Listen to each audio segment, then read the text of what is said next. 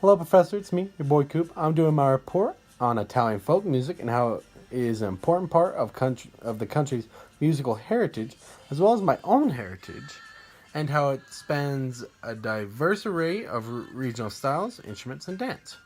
My grandma is 50% Italian, and her grandmother lived in Italy for over half her life. My grandma has told me many, many stories about my great great great grandmother. When my great great great grandmother was growing up in Italy, she was in a small folk music band. She used to sing in this band as well as play the mandolin a little bit. But when I asked my grandma about this, like when I tried to interview her about what to put in this video, she was very distinct in me saying this exact quote that she tells us every Christmas and every Thanksgiving at every family gathering. My great grandmother said this quote like all the time. It's one of her most famous quotes. It's, I could outsing anyone in the group, but when it came to playing the mandolin, it sounded like I learned to play from a dying cat. But the band member that played the mandolin sounded like he learned from a deaf dying cat. That was set on fire.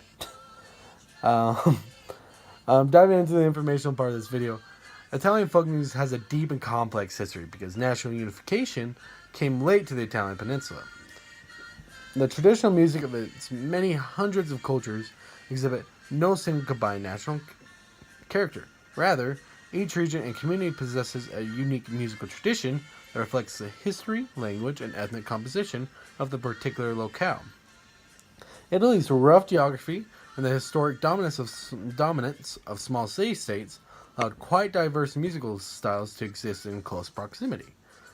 Italian folk styles are very, very diverse. They include monophobic, polyphobic, responsorial songs, choral, instrumental, and vocal music, and many other styles. Italian folk songs include ballads, lyrical songs, lullabies, children's songs, seasonal songs based around like holidays such as Christmas, life cycle songs that celebrate weddings, baptisms, and other events, dance songs, cattle songs, occupational songs.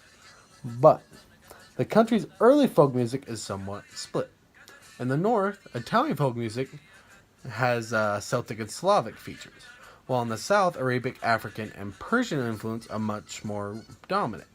In the center of the country, these two traditions combine, all while keeping the very Italian styles of narrative and ballad singing traditions alive and strong. Ballads and lyrical songs are two very important categories